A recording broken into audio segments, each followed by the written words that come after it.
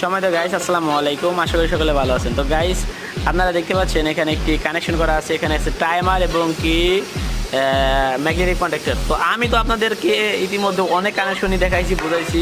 তো এখন আজ আপনারা আমাকে বুঝাই দিবেন যে এখানে এই কানেকশনটা কিভাবে হবে এবং কি এই কানেকশনটার নাম কি। আর এখানে দেখতে পাচ্ছেন আমি কানেকশনটা করে রেখেছি।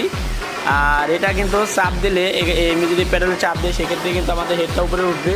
উঠে এই যে দেখুন রড দেন আর 3 ইঞ্চি বারবার দিলেও কেটে যাবে। দেখুন একবার উঠবে, এই যে দেখছেন কেটে গেছে।